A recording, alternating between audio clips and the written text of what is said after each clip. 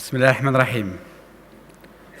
Excellence, Monsieur le Président, Monsieur le Vice-président, Messieurs le Wali et le Président de la région Tanger Tétouan El-Hoceima, Excellences, Mesdames, Messieurs les ministres, Messieurs les ambassadeurs, Mesdames, Messieurs et très chers amis, avant toute chose, j'aimerais partager avec vous la fierté et l'honneur qui est le mien ce soir de m'exprimer devant vous à l'occasion de la 8e édition du Forum Meddays. Je ne saurais débuter mes propos sans remercier, avec déférence, Sa Majesté le Roi Mohammed VI, que Dieu l'assiste, d'avoir honoré une nouvelle fois les Meddays de sa bienveillance et de son haut patronage. Permettez-moi, Mesdames et Messieurs, en votre nom, souhaiter à Sa Majesté le Roi un prompt rétablissement. Également, au nom de l'Institut Amadeus, je voudrais souhaiter très chaleureusement la bienvenue au Maroc à un grand leader africain, Son Excellence, Monsieur le Président Paul Kagame, Président de la République du Rwanda.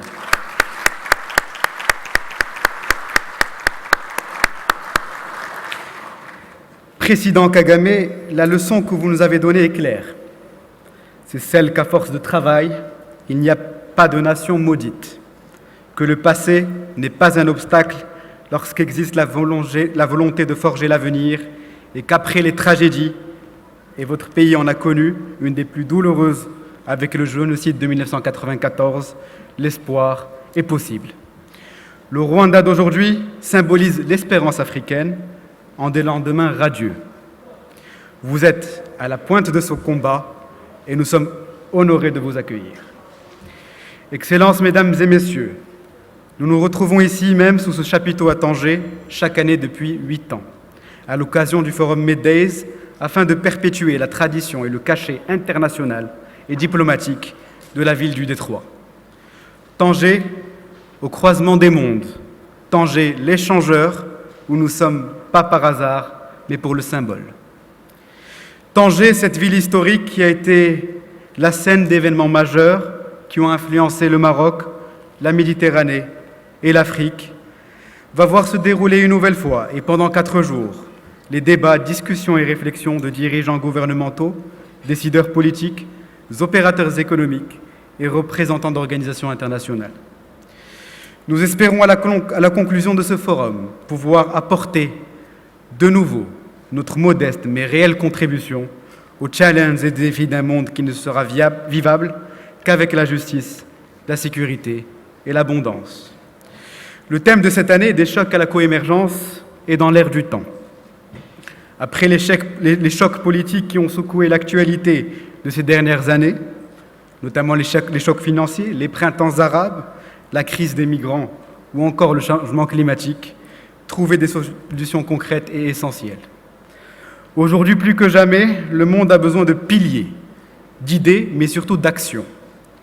Laboratoire d'idées, le Forum Meddays et l'Institut Amadeus, un think tank connu et reconnu et respecté grâce à votre concours, à toutes et à tous, ont pour ultime ambition de contribuer à l'avènement de ce monde qui surmonte ses pesanteurs et gagne ses paris. En plein cœur de l'hiver arabe, le Proche-Orient et le Moyen-Orient n'en finissent pas de compter leurs crises et avec elles leurs morts. La résurgence fulgurante de Daesh, la guerre civile au Yémen, la tragédie syrienne et ses ramifications humanitaires et migratoires, le repositionnement de l'Iran sur la scène internationale, le retour en force de la Russie au sein de l'échiquier international, la défragmentation libyenne, ainsi que l'éternelle, mais tout aussi centrale, question palestinienne, sont les différents chocs qui nous entourent. Il s'agira des points saillants des questions géopolitiques traitées lors de ce forum. Nous devrons sans complaisance cerner les menaces que porte cet hiver, cette soudaine glaciation qui s'est substituée aux promesses des révolutions récentes, allant jusqu'à compromettre la culture, la stabilité et la quiétude de l'Europe elle-même. La coémergence, par opposition à l'émergence exclusive, s'inscrit dans une dynamique innovatrice et nouvelle. Au lieu de s'inscrire dans une conception exclusive et égocentrique, la coémergence se positionne comme une approche inclusive et intégrative du développement économique. Le Maroc, à la faveur du leadership et de la vision de Sa Majesté le Roi Mohammed VI, a été précurseur dans la coémergence et a compris très tôt la pertinence de cette approche en tant que modèle d'action qui met en exergue partenariats stratégiques, liens historiques et combinaisons des atouts respectifs pour un impact maximal. La coémergence, loin de dissoudre l'identité des nations, s'inscrit dans un cadre de respect mutuel des spécificités et des réalités nationales. Le Maroc, fort de sa riche histoire avec son continent, réinvente et adapte constamment ses relations avec ses voisins, tout en assurant son développement, en favorisant l'essor de ses indicateurs sociaux, de ses infrastructures et de son développement économique. Porté par Sa Majesté le roi Mohamed VI, le partenariat proposé par le Maroc à ses pays frères africains est multidimensionnel, où l'humain est au centre de toutes les initiatives. Le Royaume apporte à ses partenaires africains une réelle valeur ajoutée dans son expertise en termes de développement humain. Sous l'impulsion du souverain, le Maroc propose à ses partenaires de reproduire les schémas et les expériences mises en œuvre dans le Royaume ces 15 dernières années en matière de développement humain intégré. Quelle meilleure définition de la notion de co-développement. Le partenariat Maroc-Afrique a été également renforcé par des actions concrètes de solidarité, telles que l'annulation de la dette des pays les moins avancés du continent, l'accueil des étudiants et des cadres africains dans les universités et les formations au Maroc, la régularisation des subsahariens en situation irrégulière au Maroc, le financement de projets à caractère socio-économique ou encore la formation d'imams et de morshidettes à travers la fondation Mohamed VI des oulémas africains. Le modèle marocain fonctionne bien et est accepté par les populations locales car nous sommes membres avec ces nations d'une même communauté culturelle, cultuelle et parfois même linguistique. Il n'existe pas de rapport de force et la coopération sud-sud prônée par le Royaume s'inscrit dans un schéma gagnant-gagnant crédible de coémergence. Par ailleurs, la multiplication des tournées et visites royales en Afrique a permis d'institutionnaliser les déplacements récurrents de Sa Majesté le roi Mohamed VI sur le continent qui permettent d'impulser et de suivre l'évolution et le développement des projets lancés et des accords signés. Les Africains sont plutôt habitués à voir des chefs d'État occidentaux faire des touch and go, alors que le souverain multiplie les visites de longue durée. Aujourd'hui, il est indéniable que la marque Maroc, forte de l'impact de la vision royale sur les populations africaines, est de plus en plus sollicitée par les responsables politiques et les opérateurs économiques du continent. Cependant, la marge de progression du Maroc pour occuper une place de référence sur le continent reste importante. Certaines barrières doivent encore être levées pour libérer pleinement le potentiel du partenariat économique Maroc-Afrique. Le secteur privé marocain, largement encouragé par les pouvoirs publics et qui participe depuis la tournée royale africaine de 2014 aux déplacements royaux sur le continent, doit s'impliquer davantage dans l'investissement en Afrique pour pérenniser la présence du Maroc et la rendre non dépendante des aléas politiques. L'enjeu principal pour le secteur privé est de continuer à démontrer que la stratégie du Royaume est construite sur l'investissement, donc le co-développement et la coémergence, plutôt que sur le simple commerce de biens ou de services. Il est donc essentiel pour les entreprises marocaines présentes en Afrique d'accompagner la vision royale tout en évitant de poursuivre des actions au coup par coup, ne répondant à aucune coordination. Cette stratégie doit pouvoir accompagner la vision existante en orientant le concept fondateur de coopération sud-sud vers l'instauration d'un partenariat économique gagnant-gagnant, rompant avec la logique exclusive de profitabilité au détriment des populations locales. Aujourd'hui, l'Afrique est le continent de tous les possibles, mais aussi de tous les défis. Loin des scènes de famine et de guerre qui ont hanté notre imaginaire commun, le continent est maintenant en cours de réalisation de son potentiel.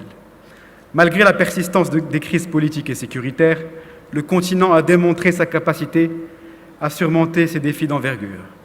L'amélioration de la gouvernance, ainsi que les réformes entreprises par plusieurs pays africains, ont permis d'insuffler une dynamique de croissance considérable et ainsi élever la croissance du continent à 6% pour cette dernière décennie. Le PIB du continent, quant à lui, est évalué à 2500 milliards de dollars. De plus, à part le Nigeria, l'Afrique du Sud, l'Égypte ou le Maroc, déjà établis comme leaders du continent sur le plan économique, L'Afrique devrait, dans les années à venir, saluer l'émergence de nouveaux lions africains dans l'arène d'un monde qui n'entend pas les retardataires. À titre d'illustration, l'UEMOA et la CEMAC, composées respectivement de 8 et 6 pays, ne représentent uniquement que 6% du PIB africain. C'est dire en même temps l'étendue des besoins et des possibilités. Il devient donc aujourd'hui fondamental pour le Maroc, au-delà de l'essentielle consolidation de nos acquis dans les pays partenaires et frères d'Afrique de l'Ouest et centrale, d'aller au-delà de cette zone de confort. Les opportunités de partenariat qu'offre l'Afrique de l'Est, notamment, sont attrayantes. Cette partie du continent, tirée vers le haut par la croissance de pays tels que le Rwanda, le Kenya ou encore la Tanzanie, est une région en pleine émergence. La société civile et les opérateurs économiques marocains ont la responsabilité de contribuer à raffermir les liens avec cette région, représentée en force au Forum Mid-Days de cette année. L'identité africaine du Maroc prend vie au Sahara, qui est notre point d'ancrage et d'enracinement africain. Il a toujours été le relais et la zone de transmission culturelle et cultuelle entre le royaume et son continent d'appartenance. Le Maroc fête en ce début du mois de novembre le 40e anniversaire de la glorieuse Marche verte. Le discours historique de Sa Majesté le Roi de Pilayoun concrétise le lancement de la nouvelle stratégie pour le développement des provinces du Sud et des 3 régions du Sahara qui bénéficient déjà du meilleur taux régional de développement humain. Les 8 milliards de dollars d'investissement dans des projets multidimensionnels feront du Sahara un pôle économique et de compétitivité intégré de premier plan, ancrant davantage le royaume à son continent. Le contenu du discours royal met en avant la volonté du Maroc et de son souverain de passer concrètement à l'action en rompant avec des pratiques anciennes, dont notamment l'économie de rente.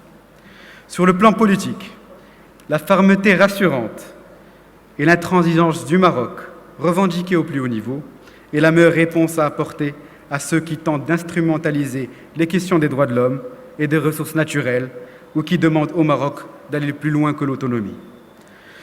Fort de ces acquis rappelés dans le discours royal et de la régionalisation avancée, concrétisée lors des élections du 4 septembre dernier, le Maroc délivre ses engagements sans complaisance ou compromission. En somme, le souverain a une nouvelle fois été très clair. L'autonomie, toute l'autonomie, et rien que l'autonomie comme solution politique.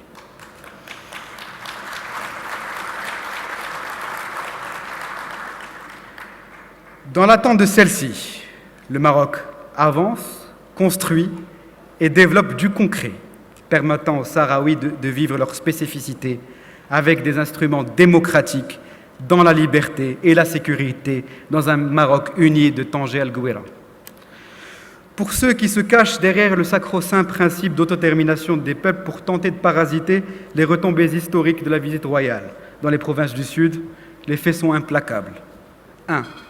Aucune résolution du Conseil de sécurité des Nations Unies ne fait mention depuis avril 2007 à la notion d'autodétermination. 2. L'ensemble des résolutions onusiennes encouragent depuis cette date les efforts fournis par le Maroc et affirment que la proposition du Marocain d'autonomie est sérieuse et crédible. 3. Du détournement de l'aide humanitaire internationale à l'absence de recensement des populations des camps de Tindouf, l'Algérie et le Polisario démontrent leur volonté de laisser pourrir la situation des camps pour en faire un argument de déconstruction de l'image d'un Maroc volontariste faisant du Sahara un axe de développement économique prioritaire. Excellences, Mesdames et Messieurs, c'est non sans fierté, je l'ai dit en introduction, que le Forum Mid-Days accueille un chef d'État africain de premier plan.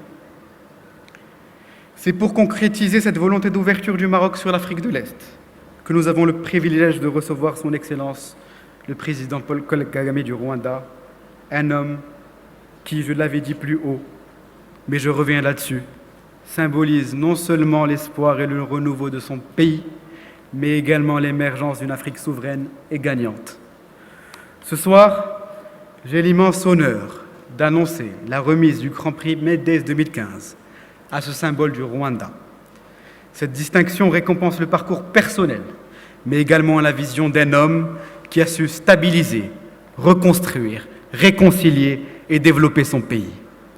Hier stigmatisé, aujourd'hui donné en modèle, parce que grâce à votre vision et votre leadership, Monsieur le Président, votre pays truste les premières places africaines de tous les classements internationaux de référence. Le Rwanda est compétitif et attractif. Mais au-delà de célébrer la consécration du Rwanda en tant que modèle à suivre pour l'Afrique, au-delà de glorifier l'architecte d'un Rwanda compétitif, tant sur le plan économique que sur le plan social, ce Grand Prix est une expression de la volonté commune du Maroc et du Rwanda d'ouvrir un nouveau chapitre de leurs relations politiques et économiques. Avec ce prix, le thème de cette année, des chocs à la coémergence, prend tout son sens. Un pays comme le Rwanda a le potentiel de faire profiter ses voisins de sa formidable croissance. L'émergence collective de pays en voie de développement est la meilleure des alternatives pour lutter contre toutes les formes d'obscurantisme et pour répondre aux nombreux défis qui rongent le monde dans lequel nous vivons. Mesdames et messieurs, faisons une nouvelle fois ici à Tanger le pari de l'intelligence collective. C'est ainsi qu'au nom de toute l'équipe de l'Institut Amadeus, qui, soyez-en sûrs, a veillé à vous recevoir dans les meilleures conditions, je vous souhaite la bienvenue à Tanger et j'espère la tenue d'un forum productif, enrichissant et fécond. Je vous remercie.